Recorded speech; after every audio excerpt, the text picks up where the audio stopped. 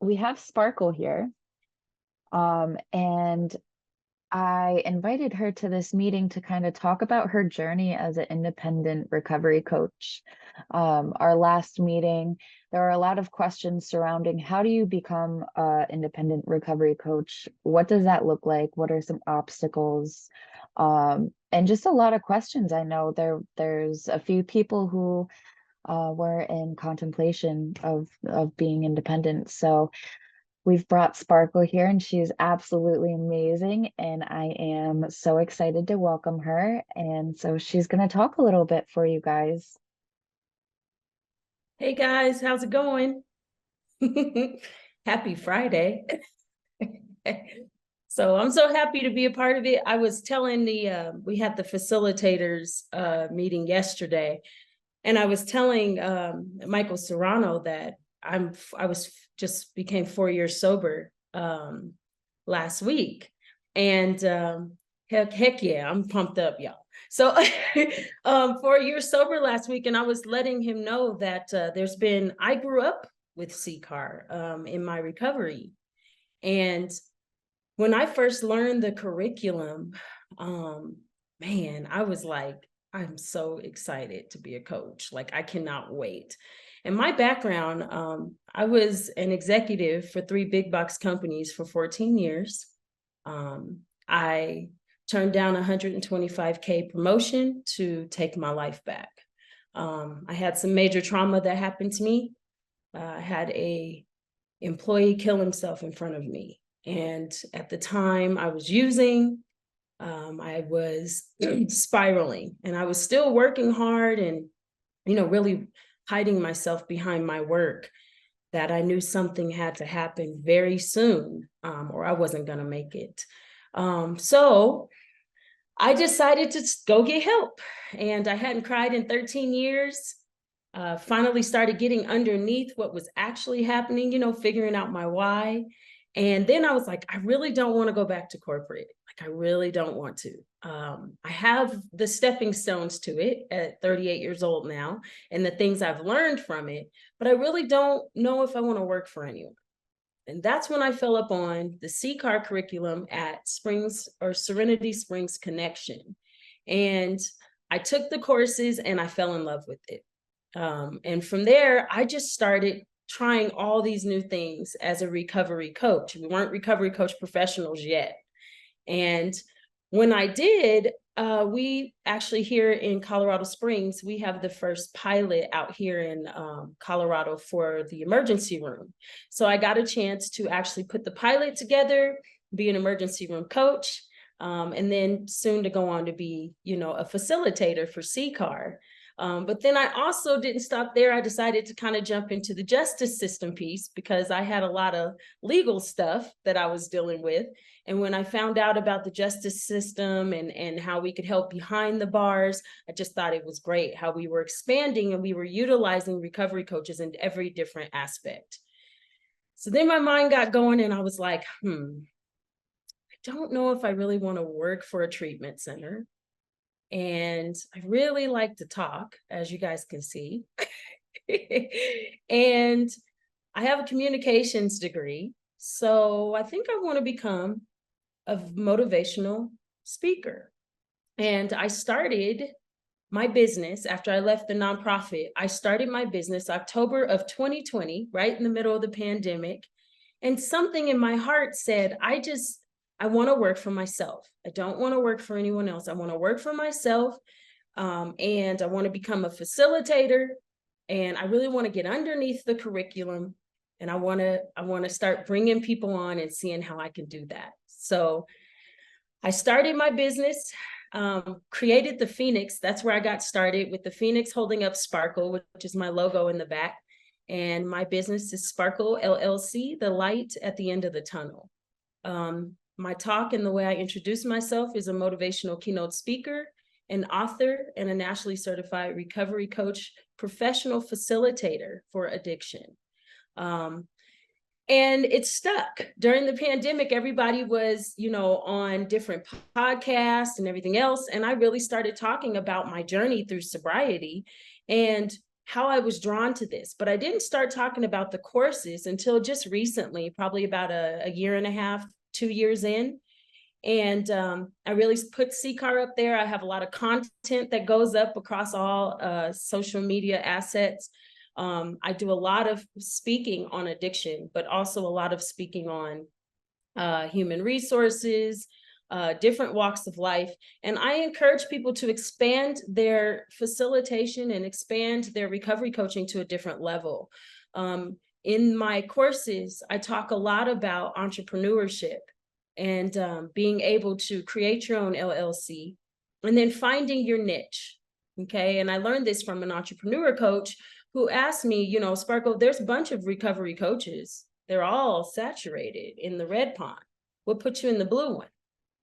Well, I took the things that I'm great at and added that part to it. And that's how Sparkle became the light at the end of the tunnel. And so from there, it hasn't stopped. You know, a lot of people have not just asked me to speak and contract me to speak for them, but they've also asked me now to come in and go into their companies and help them get their peer support specialists together so that it's ran in a way that's effective. That is my HR background for 14 years. So when you look at the different things that you can put together to create it, I've had a lot of people come from the classes. I have one person who decided to do recovery coaching with a twist. He does hair, and he also has recovery coaching sessions within his packages. Another person who does whitewater rafting, and he loved it. So he does recovery coaching on the water.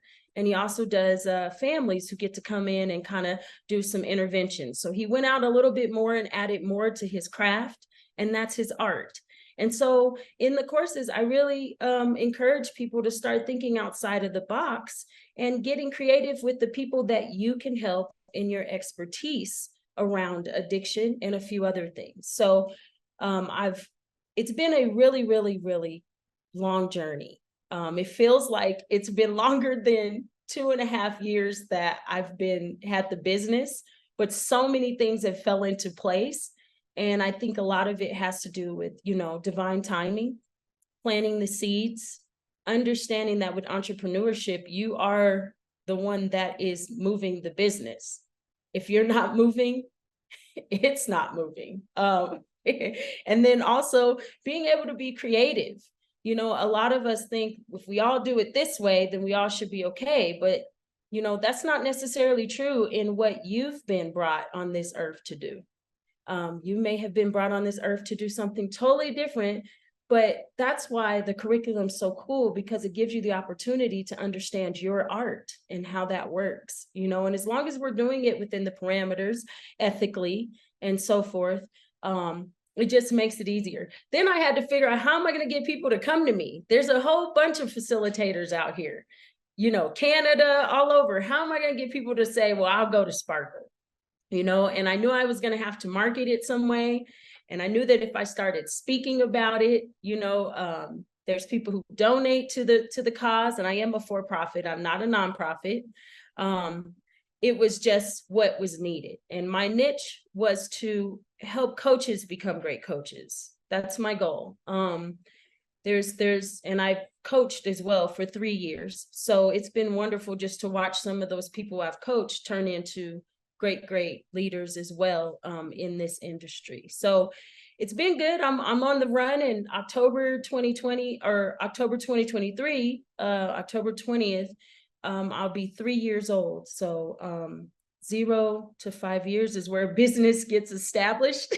I have had some knockdown, drag out days where I'm like, what am I thinking? I don't really know if this is it, you know? And then the next day I'm like, whoa, I planted that seed 3 years ago and it came up. It's like it comes up in good timing. And once you get used to your flow and get used to the transition, you know, kind of like a butterfly in its cocoon, you start to realize like, okay, this is the transition part. It's icky, it's not good. And then bam, you know, you pop out like that butterfly and you go to the next level. So it's been very, very fun, very interesting, very fun, lots of ups and downs.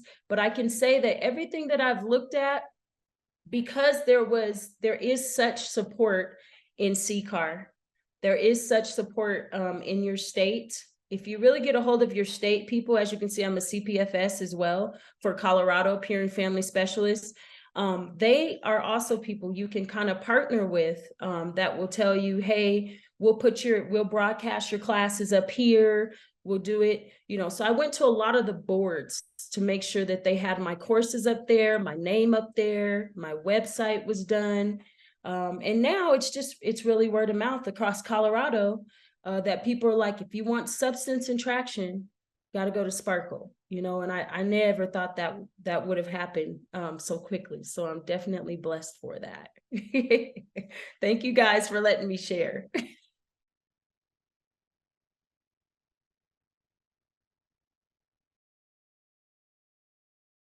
Thank you, Sparkle. I've never heard your story before. That's beautiful. And I love it. That was awesome. Does anybody have any questions?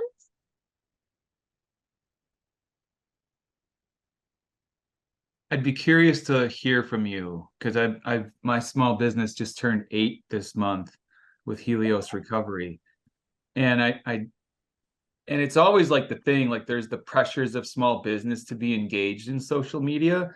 And I can only speak to me and say, I've never in 8 years gotten a single referral or anything from social media. So I'm like, whatever, I'm not going to throw wrenches down that hallway, right? Like, but I'm curious, like, what's been your experience in the private sector and in this sector about like relationships versus reputation, and how, you talked a little bit about like planting those seeds and them coming to fruition years later. How do you shorten that gap and, really bring in this message of what you're doing to maybe sectors that we haven't even considered? So kind of a harder. So where it comes down to, and a lot of people don't realize this, but like as a facilitator, what I've noticed is the coaches need love. And that's mainly what's happening. And so for me, when I started, I was at about a year sober. And so when I started telling my story, the thing that's really cool about social media is that when people start to jump onto a story and they hear it, they start to grow up with you. Social media has only grown up with me because they've seen that I went from 1 year when they seen me in 2020 to now 4 years. And they've seen the business evolve and they've wanted to be a part of it. And so also using the gift of, I've been on 250 podcasts and I've talked a lot about what my program does, the other parts to it. I have books written, mini pocket guides that help people become a better version of themselves. So I've seen this vision, for me, that was like, if I'm going to start the business, these are the things that I'm going to need to do it, right? For one was my sobriety. That was like the first thing. I can't go into this and then spiral, so what type of stuff do I have for that? And so my book, the third book that comes out is Do You Have the Legs to Your Table?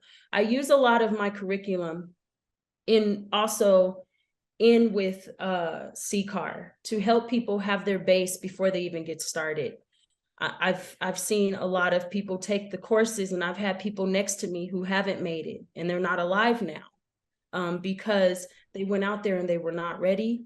It was like taking or sending someone out to war with a pencil. And it just made my heart smile knowing that we could help people be ready for what's actually going on out there.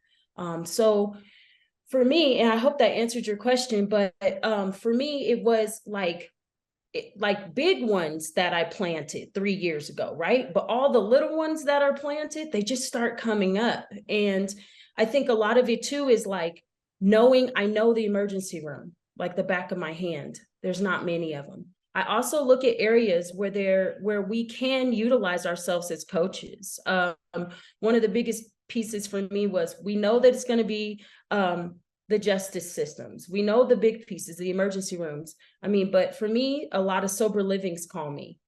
They call me because they want their house managers to understand and have some sort of curriculum. So they will call me in a second. A lot of treatment centers have called me because they're doing a transition of PRSS and RC. there's a transition going on, the national versus the state. And then also, what do my prices look like? So for me, I don't want to be extra expensive. That's not what we're here for. These courses give people an opportunity to gain so much information about themselves in it. And so I wanted traction and I wanted substance. So instead, I know that in Colorado, the CPFS takes 4 courses, not 3, not 2. It takes at least 4 for them to get their state certification. So I put that in a package deal, $675, your books are included, and it fills the classes up. Then from there, now I can start to help people understand the curriculum the way that they see fit, drop the grenade and let it happen. And so I've seen this. It's been very, very interesting how people have found this library of books as more of a self-reflective thing for them and finding out who they are from the inside out. So a lot of, we talk about the ethical piece and those things. I haven't dealt with any of the ethical stuff, Jesse, that you have. But one thing I have dealt with is a majority of them understanding when I facilitated that in the end of the journey between those 4 to 5 classes, sober warriors will unite, and we are each other's resources, and together we prevail. And so a lot of times that sets the tone to what we're here to do. We're here to get busy, and we're here to learn about ourselves, and then utilize that, with people and through people to see great success. And that's probably been one of the biggest pieces for me is honoring the curriculum for what it is. Thank you so much. Of course, you can call me anytime.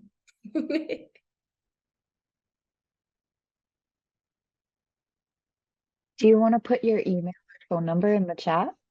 Yes, I will. I also, when I started too, I didn't think about this, but when I started, we also have, and I'm not sure where everybody's from, but I'm from Colorado, right? So we started, I was with a number of agencies as well as a contracted recovery coach, okay? I am still contracted as a recovery coach to help get the clientele down, to see what else is going on with different people who I'm coaching. I have seen a lot more people who are dealing, we're dealing with the fentanyl around the world right now, you guys. So with the Medicaid piece, I'm also a part of an agency that we have started up that is slowly but surely getting its legs. And it's a big process when you're dealing with Medicaid, dealing with billing codes, all of the above. So that has been a very interesting ride. And I've used NADAC for a lot of that information too, because they give us information on how to bill, what to do with that, but there's switches going on. So like if you're independent, it's important to jump on, consortiums and so forth and go to your conferences so you know the changes that are happening, along with different employers doing different things. I've sent out a lot of stuff to employers to let them know that I do have fresh coaches. I would recommend that coaches maybe be involved in a treatment center or a place that can help them get their hours so that they are state certified as well, just so that when they go to be out on their own, they've had some walks of life. They've had some different types of experiences versus just, I'm a coach, now I'm on my own. There's no built up clientele. So you do want to make sure that they know there's a process to help them that's in place. And I usually let most of the people who go through my courses know that I'm always available, and whatever they're needing after the courses, I'm here to help support that.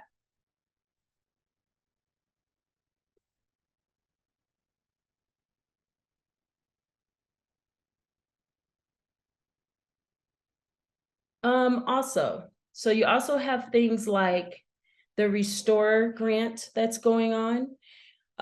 You also have relief grant for the opiate addiction grant. So one of the people that I've partnered with is SCC, a few other people who deal with the justice system. They just kind of started it. So it's the wages situation as well, which helps with grant funding. What I did is they needed to know that there was someone who could train the courses and help them have or see employment as well.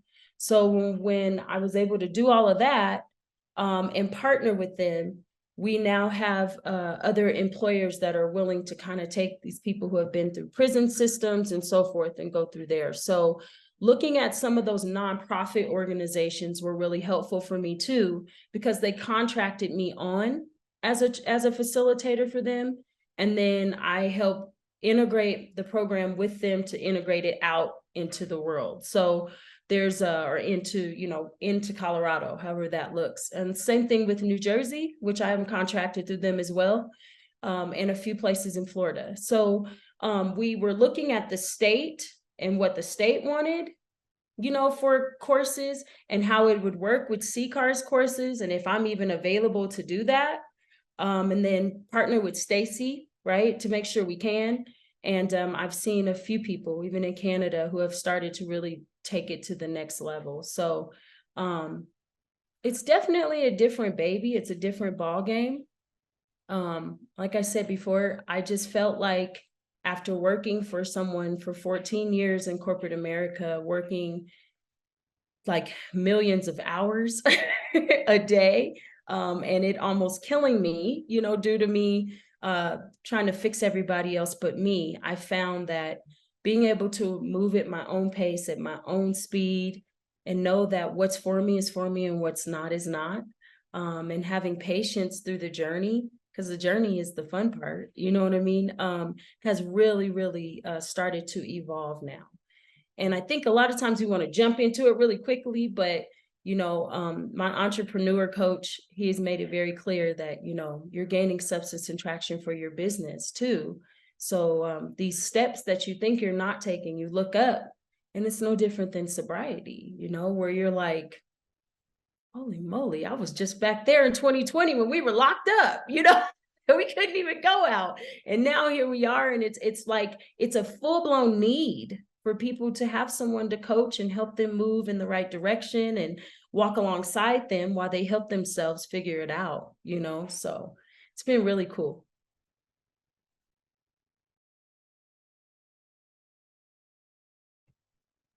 Doing such wonderful, beautiful work, by the way. It sounds like you've learned to integrate the business model of a business with the compassion of the healing model. Can you talk about that? Well, so I'm getting my master's in industrial organization psychology. And when I was in corporate, we really learned how to work with our people and through our people through innovative approaches. And so I never realized why I did that for 14 years. I was like, why am I even doing this, at that time? Well, now I understand. See, the recovery world and the corporate world need to come together in a business aspect. And in order for this to happen, you have to have someone who can say that even in corporate, all of us have some sort of addiction that we're battling, and be able to place that together. Now, I also went on ahead and I said, okay, how can I make my courses even more exciting? Well, the courses have a business 101. So I found someone that I'd like to help train the business 101 module through that month and a half they're with me.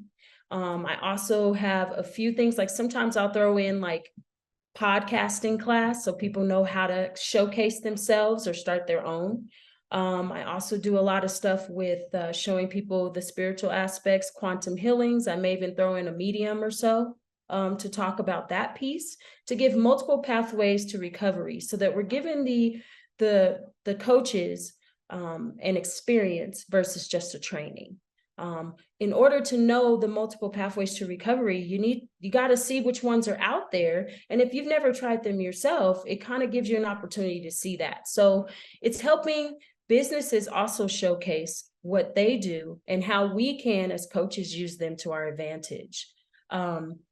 It's been really great. Most people end up jumping into either a different profession or they add more to their recovery coaching profession. So I've just found that the more things, the more resources I make available in the courses for people, that they can just see and really it just helps them come to life. I have clinicians come in and talk about their struggles so that coaches know how they can help the clinicians. It ends up working out really well. Did that answer your question, Vince?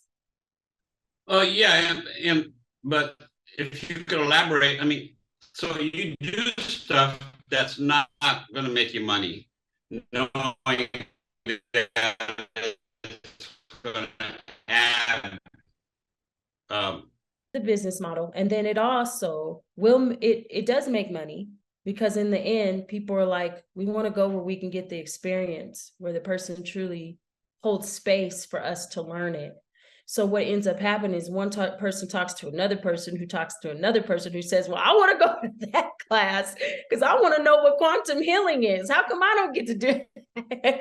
And then have some exciting people. That's also networking with people outside of the recovery world, so that they also, most of these people are allies, they get to learn our world as well. So they're coming in as new, we're coming in as new, and then together everybody's building on one platform. And so by the end, it's very powerful. It takes a lot of energy. So, rest yourselves through your courses. But for the most part, it's very, very interesting how clinicians don't really understand how they can utilize coaches to their advantage, and when they finally get in there, they're like, holy moly, I want a recovery coach with all of my people, that I can work with. So it's introducing these new aspects to each other and letting it bloom and blossom. Yeah, that sounds like you're growing your community quickly. So, it's beautiful. Mm-hmm.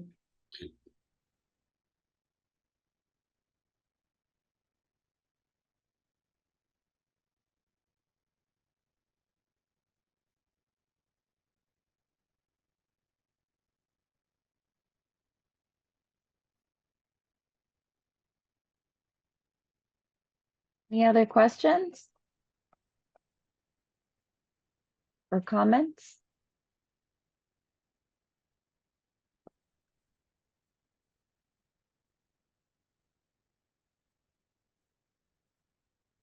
All right, awesome. Well, Sparkle, that was awesome. Thank you so much.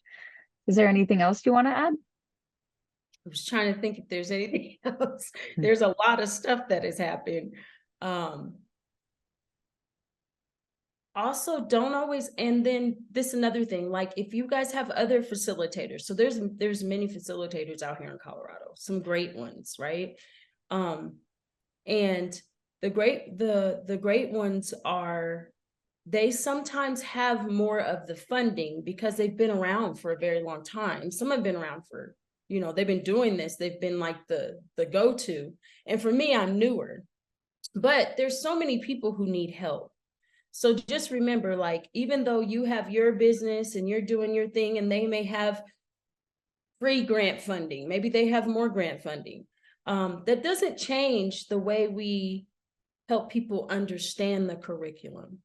And the more that we facilitate as facilitators, we help paint that picture for our coaches, okay? We paint the three-legged stool. We challenge our recovery coaches to actually know, like, I am going to do the panel and I do need to know these things and I understand these scenarios, and give them that fun experience that helps them understand, like, what's somebody's lives in my hands? I do have someone's life in my hands, and I want them to feel like they're supported and they know where to go next, or how we can help them find the resources that they see fit. It's important to do that and really lean on, that three-legged stool. And so a lot of times, the hands-on approach, the one-on-one approach, some of them I will even let them know that one-on-one, if they need to sit down with me, we can discuss one-on-one consultations on practice with motivational interviewing. Once they get out there, then it's like you take the courses and then you get out there, and then if there's not anything else, then you're like, Am I doing this right? Am I not? I only have 3 clients. How do I get referrals? Like, what do I do? You know, and so it's important for them to understand as a facilitator, we're here for help. You know what I mean? We're not here just to get our courses done and then that's it. Do you know what I mean? We're here to support because most of us facilitators are also coaches and we're a wealth of knowledge. And the courses are great, but outside of that, I believe we can do so much more. And that's where my passion came from to even start Sparkle in the first place. It's helping people help themselves through positive transformation, one step at a time. And that's businesses as well. If businesses can be used as platforms and as resources in your programs, let them. They will help as resources as well. And let the clinician world come in a little bit so they can explain their side, you know, so everybody kind of gets a full-blown perspective and you have support coming from all ends, which makes you a powerhouse, you know, in the end, once everybody understands the concept. Thank you, Jennifer. You got a PsyD. I think I'm gonna do PsyD as well. Instead of the PhD, I'm gonna do the PsyD. Yeah. Awesome. Yeah, thank you. And I did send you an email. I'm hoping to connect off screen later. Absolutely. Thank you. Yes, yes. Yours is, because what is your site? Is yours psychology? Yes. Okay, because that's It's- one of the, It's organizational leadership psychology, and then I Okay. have an area of emphasis in neuroscience. yes, okay. So like, I clearly, you know, maybe where my mind goes with the industrial organizational psychology piece and having my own business, right? And being able to create our own trainings and all of those things. So it's like the expansion, you guys, for a lot of us is being able to take the curriculum we have and utilize it, but then also being able to expand, because CCAR wants us to grow. They want us to grow in their world. And they want us to also grow in our own world. You know, this is a recovery-based multiple pathways. And so using things to your advantage and getting with Phil Valentine and Mike Serrano, they want to see us find different ways to do it. And they want to see us have different webinars and stuff like that. They help because there's a new day and age out here right now, guys. And a lot of people are asking for the help and the support. And there's things being revamped all over. And so it's a great opportunity for all of us to take a stance and go ahead and get to our higher selves, a higher self.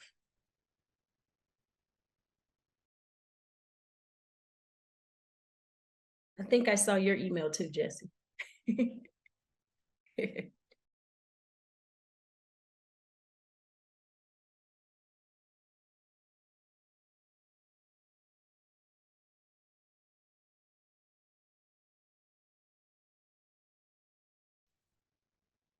They're very powerful words. Very powerful, Sparkle. I also have a question. Do you guys have, when you guys as people, maybe, so I've also been doing some refreshers for some of my people who come in to the courses and then they get ready to do their RCP. I do a few refreshers just to like some quizzes, some things to ask them, you know, some scenarios I made up on my own that kind of help. Obviously, you guys know there's that video that's usually sent to them when they're invited, you know, to know, do you want to be a recovery coach? So kind of going through that with them. And so I also run a few of those refresher courses for them if they're trying to get in, so they kind of understand or get refreshed back to the legs to their table and exactly what that looks like for them, especially after they've been out there and they've been, you know, in the field now and they've, you know, the boots on the ground. Sometimes you can get misconstrued on how things are actually working. And when you come back home, when you come back to the basics, kind of helps you, you know, get yourself adjusted. So I've noticed that in a lot of them, and some of them, they really appreciate it because then when they go in, they're like, okay, so I'm still on the right track.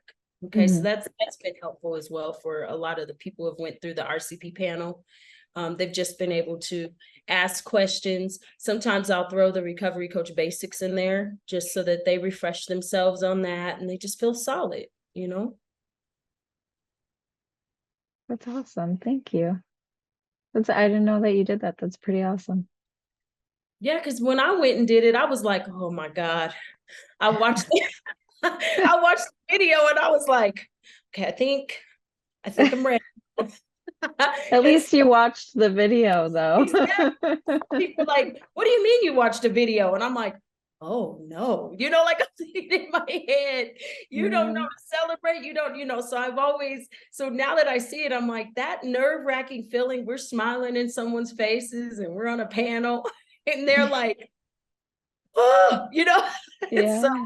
how do we get them where they come in and they're like, okay, I know how to ask the good questions and I know some good questions to ask and asking us questions, you know what I mean? Just to start out so that they feel comfortable in their skin is really important, because we want them to feel that way when they go out there and work with people. And we want to feel that way even as facilitators, right? That we know what Mhm. we're talking about, Absolutely. Coaching coaches, right?